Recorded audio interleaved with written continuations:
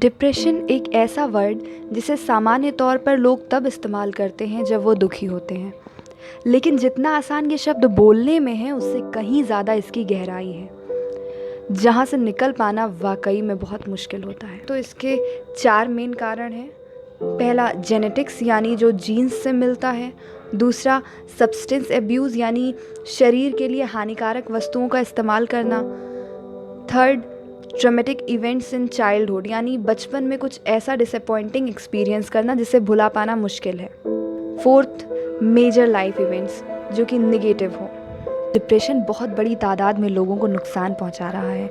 ये एक ऐसी बीमारी है जिसे सामान्य लोगों द्वारा भांपना भी मुश्किल होता है, क्योंकि ये व्यक्ति को अंदर से परेशान करती है और पूरी तरह तोड़ देती है। और ज़्यादातर ये पाया गया है कि ऐसे लोग बाहरी दुनिया को खबर भी नहीं होने देते कि उनके अंदर कुछ ऐसा चल रहा है, या लोगों को पता भी चलता है तो वे उस तरह से उसे झेल रहे व्यक्ति को इमोशनली और मेंटली सपोर्ट नहीं कर पाते जिसकी वाकई में उसको ज़रूरत होती है। ज़्यादा समय ना लेते हुए सबसे पहले जानते हैं कि डिप्रेशन को पहचाने कैसे।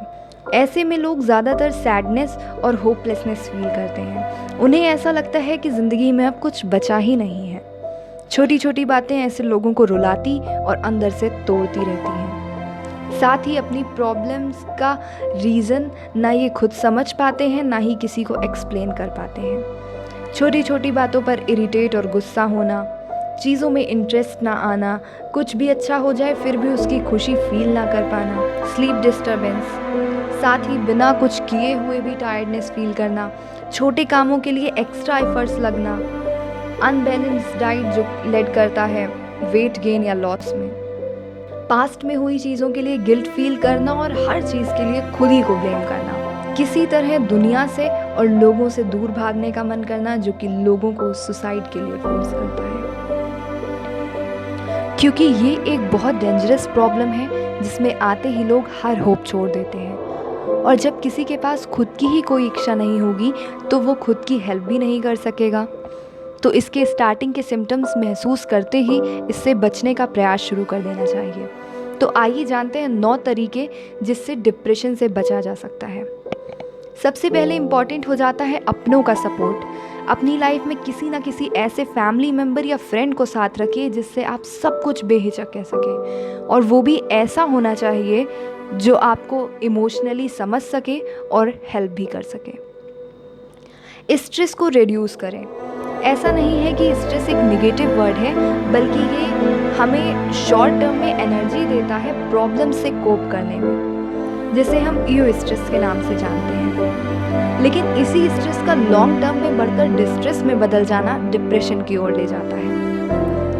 इसको कम करने के लिए चीज़ों के सॉल्यूशन को पॉजिटिवली ढूंढने की कोशिश करना चाहिए, ना कि निगेटिविटी से खुद को भर लेना चाहिए। इन द सेंस कि प्रॉब्लम सॉल्व करने के लिए आप अब क्या कर सकते हैं उसका सोचें। एक स्टडी में ये पाया गया है कि 80% डिप्रेशन झेल रहे लोगों में स्लीपिंग डिसऑर्डर के कारण ये होता है। ओवर थिंकिंग करने वाले लोग ज़्यादातर स्लीपिंग प्रॉब्लम फेस करते हैं। तो सबसे पहले अपने विचारों को सीमित रखें, उसे बेवजह का रीज़न देकर खुद ही ना बढ़ाएं। बैलेंस डाइट सबसे इम्पॉर्टेंट फैक्टर है क्योंकि ये ब्रेन को डायरेक्टली इफेक्ट करता है। जिंक डिफिशियंसी होने के कारण डिप्रेशन के सिम्टम्स दिखते हैं। डाइट मस्ट बी प्रॉपर, इसके लिए आप फिजिशियन से भी कांटेक्ट कर सकते हैं।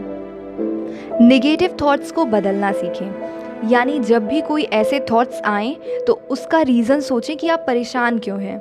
कई बार इतना सोचने भर से ही पता चल जाता है कि हम बेवजह परेशान थे और कोई रीज़न ही नहीं था परेशान होने का। अपनी प्रॉब्लम को आइडेंटिफाई करने के बाद उसके पॉसिबल सॉल्यूशंस ढूंढें, फिर उन सॉल्यूशंस की स्ट्रेंथ और वीकनेस समझें। एक सॉल्यूशन को चूज़ करके उसको रियलिटी बेसिस में अप्लाई कर दें। इसको CBT यानी कॉग्निटिव बिहेवियरल थेरेपी कहते हैं। प्रोक्रेस्टिनेशन यानी टालने की आदत को छोड़ें, विच मीन्स एक डेडलाइन बनाएं जिसके पहले आपको अपना वर्क फिनिश कर देना है। इसके लिए आप अपना गोल डिसाइड करें और टाइम टेबल सेट करें जो आपको एक प्रोडक्टिव बीइंग बनाएगा। घर के छोटे छोटे वर्क्स पर ध्यान दें, जैसे आपका कबर्ड सेट है या नहीं, घर प्रॉपर क्लीन है या नहीं, अगर नहीं है तो उसे प्रॉपर सेट करें। And mostly what I have observed, A person who feels self-actualized keeps a proper handkerchief. Because उन्होंने डेली बेसिस के बड़े टास्क को कंप्लीट कर दिया है और उनका ध्यान छोटे टास्क को कंप्लीट करने में भी गया। साथ ही कुछ चीज़ों की लिस्ट बनाएं जो आपको इंटरेस्टिंग लगती हों और उनको करने में आपको अच्छा लगता हो। जब भी मूड ऑफ हो या मन ना लगे तो उन चीज़ों को करें। सारे इलेक्ट्रॉनिक्स का यूज़ बेड पर जाने के 1 घंटे पहले रोक दें। सोने से पहले डिम लाइट में बुक रीड करें या कोई और रिलैक्सिंग एक्टिविटी करें। और अपने बेड को वर्क या स्टडी के लिए यूज़ ना करें, क्योंकि उस जगह को आपको केवल रिलैक्स होने के लिए रखना है।